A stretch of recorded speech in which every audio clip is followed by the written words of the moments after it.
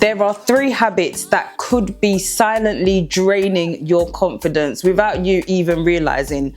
We're going to be going into those 3 things in this video, so make sure you stay tuned to find out what those confidence drainers are and what you can do to stop them from holding you back. Let's get into this.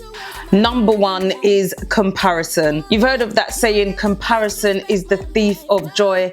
And it is. When you find yourself always comparing yourself to others, it can definitely take a toll on your confidence. You're thinking to yourself, oh, why haven't I got that? Oh, why isn't my life like that? And that doesn't really help you. Instead, turn that into being inspired. Turn that into inspiration. We are so quick to compare ourselves to other people, and you don't even know what that person has been through, what that situation is. Sometimes you might even find that actually, no, I don't want that. It's all about being happy with who you are, and whilst you are still trying to get to a different level or obtain certain things, you use that as inspiration rather than you comparing yourself to other people's situation. And like people say, you are comparing yourself to someone's highlight reel. They're not always going to post up their bad times. So it's all about making sure that when you find yourself in moments where you are comparing yourself to others, you look at that as a moment and an opportunity to be inspired rather than making yourself feel down about it or feeling like you can't obtain it. You use that as a moment of inspiration to know that this is something that I want to do, or this is something that I like, and yes, I will get it one day. And then you can start planning steps to make sure that you too can get it. Always look at comparison as an opportunity to reframe and to look at that as a moment of inspiration rather than a moment to put yourself down for not having or not being a certain way.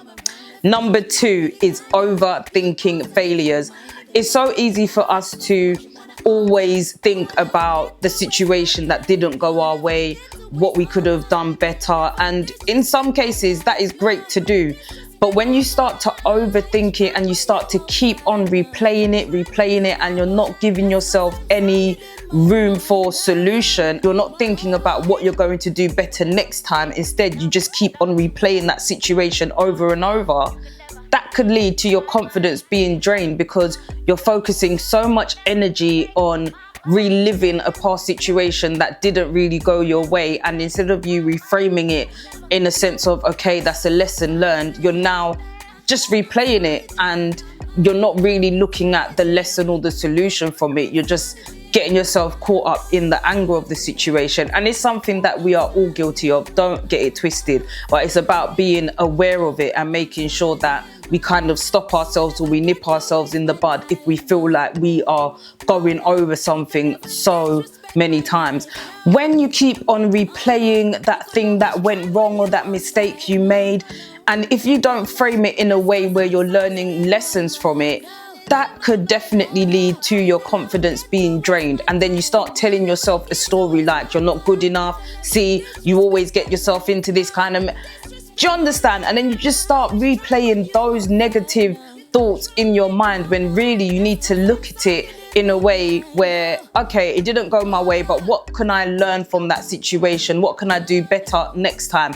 And that is the best way to reframe things when it comes to overthinking about failures. You want to make sure that, yes, you think about them, but you do it in a way where you can learn from it and you can take some positive takeaways so that the next time or in the future, you know exactly what to do, or you know how to handle the situation better.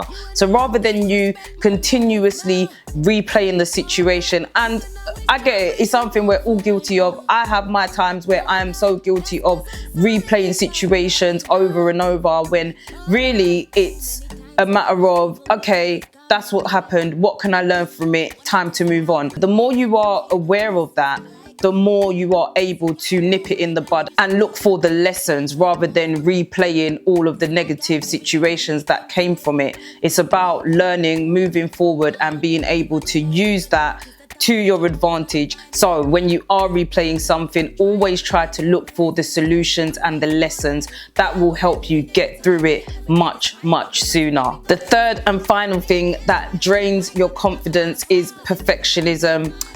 Yes, the need to get everything perfect will really drain your confidence, and in many cases it will lead you to not even doing anything at all. You need to get used to the failures. You need to get used to not getting the exact result you want when you want it. All of this is data and information that you can use to help you push forward and help you make sure that you do things in a way which will get the results. But you're not going to get that if you don't try. And if you try to make every little detail perfect as possible, you're going to end up really not doing much, because you're so busy on the small details and making sure those are correct. And I'm not saying that you don't need to do that, but in some instances you just need to get going. You need to do something in order to know what you need to do next. And if you don't do anything at all, how are you going to know?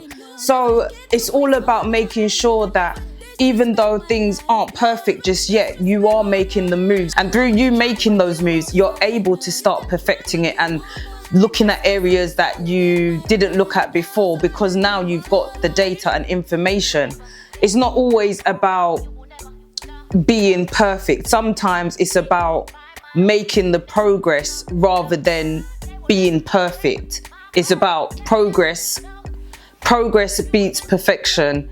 You know, sometimes the need to get it perfect will stop you from starting. What do you do in those moments? Do you just completely not do it because it's not perfect? Or do you push through, and once you've done that first step, you will then know what to do next? It's about making sure that you don't wait. With confident people, they don't wait until everything is perfect. You will find that they take action and they adjust as they go along. The more things they do, then they're able to realize, okay, maybe I need to tweak that, or I should change that, or I should do something there. But it's not a thing where they just wait till every little detail's in place. And sometimes you can even do that, and then you find, actually, no, that doesn't work. So would it have been better for you to just go for it and then see? Or is it about thinking that you've done everything so perfectly and then you do it and then you find, actually, there are some cases where, I'm sorry, I will still stand by it. Yeah, you do need to make sure that every detail is on point. But there are some instances where you just need to get going. You just need to do it.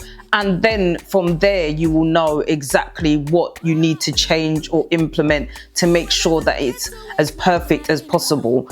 So yeah, those are the 3 confidence drainers. That is comparison, overthinking, perfectionism. Those are the 3 things that can easily drain your confidence if you don't keep it in check. So you need to make sure that you are aware of when you're feeling these kinds of things. Put these things in place, reframe it, make sure that you're doing these things, you keep yourself in check, and just go for it. Don't think too much about being perfect. Sometimes it's just about making sure you get going. Don't compare yourself too much to others, because you don't know what other people have been having to do to get to where they are. Focus on your journey, and if you do see something that someone does that you admire, look at that as inspiration, something that you know that you could also do too, and start making moves towards that. So action steps this week, we are going to limit comparison. Check yourself when you find that you're comparing yourself to others, especially in a negative way.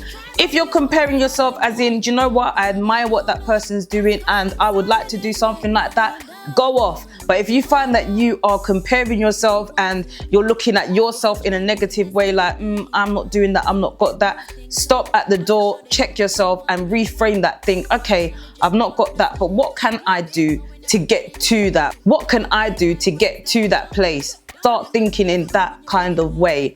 Next thing is reframe a failure. Write down one past mistake and the lesson that you learned from it. It could be absolutely anything, but we're reframing it rather than looking at it as like, oh, I'm so dumb, I shouldn't have done that. No, write down the mistake and then reframe it. Talk about the lesson that you learned from that mistake. Number 3 is start. Start that one thing that you have been putting off for the longest. I have a list of things that I have been putting off, and I'm going to pick one thing from that list to do this week. Just go for one thing, pick that thing that you've been putting off, that you know that you want to do, but you've just not giving yourself a moment to do it. Pick it, go for it, and do it. It doesn't have to be perfect. It could be the messiest version, but just make a start. That's it. So those are our action steps for this week. Limit the comparisons. If you are going to compare, be inspired. What can you do to get to that too? Number 2 is reframe the failure.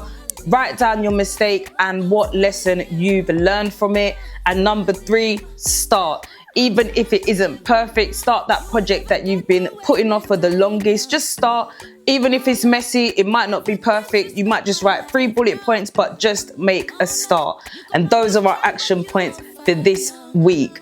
Remember, confidence, it's not just about what you build, it's about what you stop doing as well. You need to be making sure that you are getting rid of anything that drains your confidence, any people, anything that might have a knock-on effect to your confidence. You want to make sure that you limit those things as much as possible in order for you to thrive and focus on the things that do build up your confidence and will help you on your journey. So forget the overthinking, forget the perfectionism, just forget all of that stuff and just focus on doing you and making sure that you are building up your confidence each and every time. Make sure you hit the like button, hit the subscribe button, hit the notification bell so you are notified when that episode is up. And leave your comments down below. Let me know what other things you think can drain confidence. Leave them in the comments down below and what you do to make sure that doesn't happen. We're not about draining confidence over here. We're about building it, lifting up each other and ourselves, you know what I mean? So make sure you leave your comments down below because you never know who else it could help. You understand? Yes, people, I will catch you in the next video. Donna, boy. People don't know